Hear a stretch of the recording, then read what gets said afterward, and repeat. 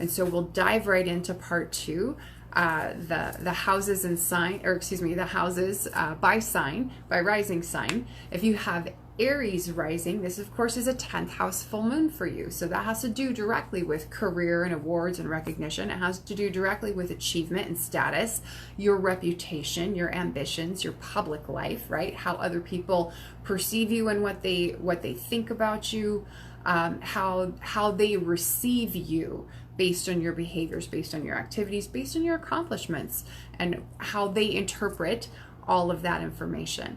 If you have Taurus rising, it's a 9th house full moon. And so this really has to do with international affairs. 9th house is immigration, it's higher education, it's long distance travel, communication, things like publishing and broadcasting, any type of mass media, or any type of long distance communication.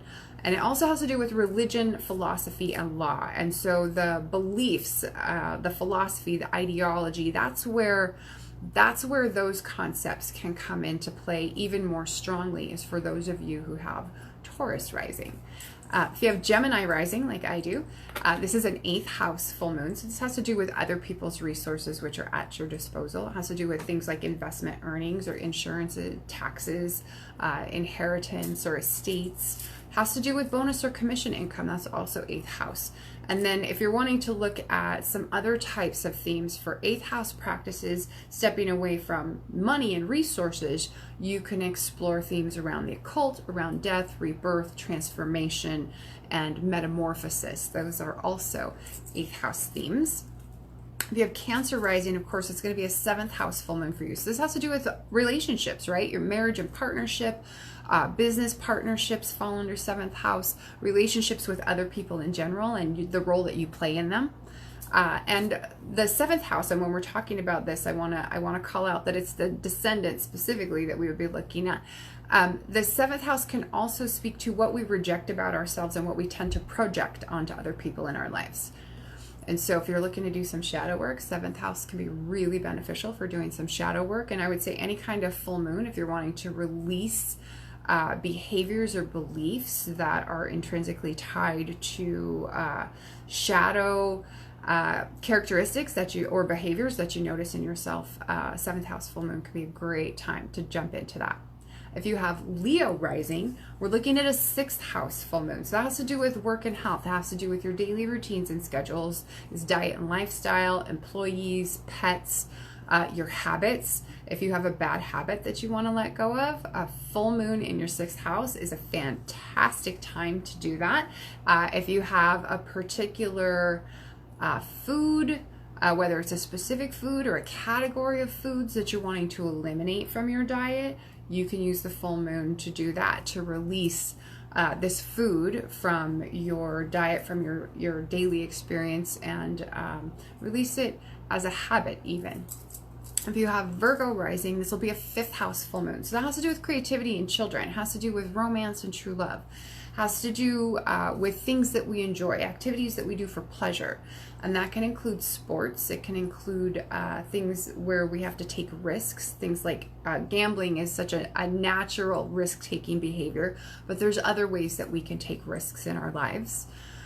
With Libra rising, this is a 4th house full moon. And so that, of course, has to do with home and family. It has to do with real estate. It has to do with your parents. And that can mean one or both of them. And I encourage folks, look to your own chart to try to determine. Traditionally, we assign the 4th house to the mother, right? Cancer is the natural ruler of the 4th house. And so we give the mother 4th house significance. However, what I have noticed in my practice is that your own natal chart will speak to whether that's your mother or your father in your own experience. And then the counterpart parent is typically the 10th house, okay? If you have Scorpio rising, this will be a 3rd house full moon. So that has to do with communication that happens in your immediate vicinity, that happens local to you, nearby. So short distance communication, short distance travel. And I would say when I talk short distance, I really mean immediate vicinity, but anything within, say, 500 miles or so is typically a 3rd house experience. Childhood education comes under the 3rd house. Your siblings, your extended family, so things like aunts and uncles and cousins, your neighbors, and then your just your immediate environment and your community in general are also third house. For Sagittarius rising, this is a second house full moon. So this has to do with wealth. It has to do with possessions. It has to do with movable assets, money that you earn from the work that you do, not residual investment income or resources that flow through to you from someone else. It can also have to do with expenses.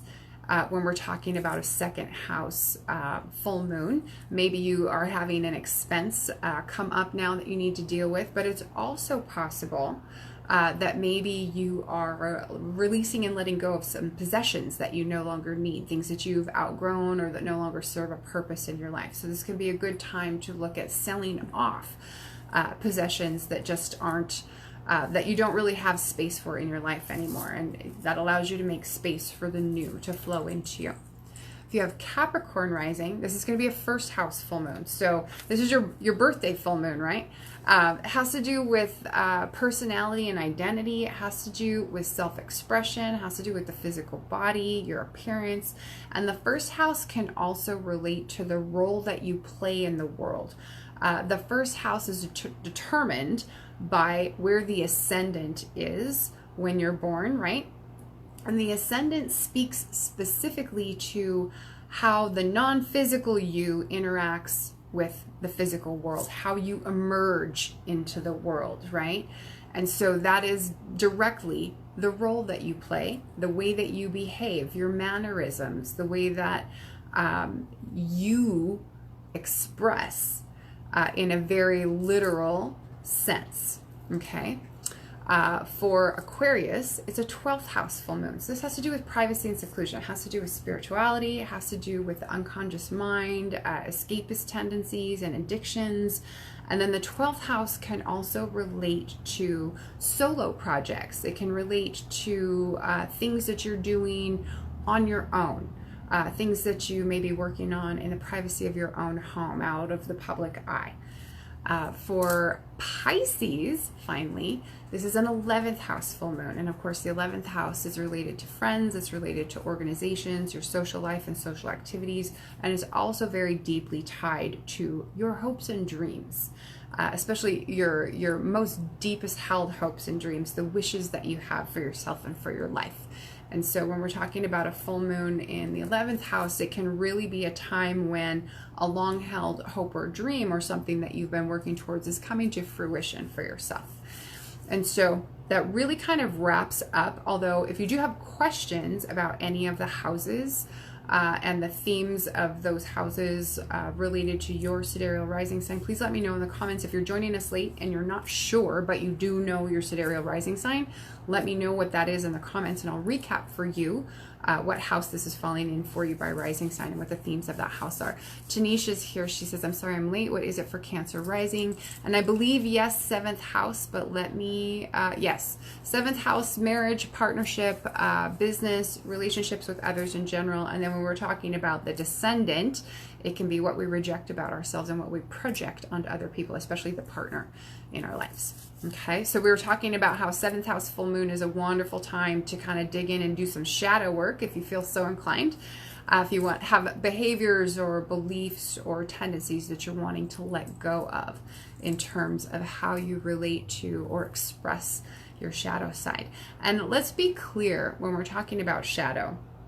Shadow we so often perceive as negative, right? And it quite often can be. But shadow self is anything that we do in an unconscious way, that we don't accept about ourselves. And sometimes those can be positive traits and positive behaviors that we just don't allow ourselves to take credit for holding in our personality, in our body, in our experience, in our behavior. And shadow is typically involved in protecting us. It's involved in protecting the psyche. And so keep that in mind. Like, be gentle with yourself around shadow work, because it's not all strictly negative, but there's usually a lot of healing to be done around shadow work and shadow self. But thanks for joining us, Tanisha. It's good to have you, even if you are joining late. So let's wrap up. That's part 2 of the full moon in Capricorn releasing practice.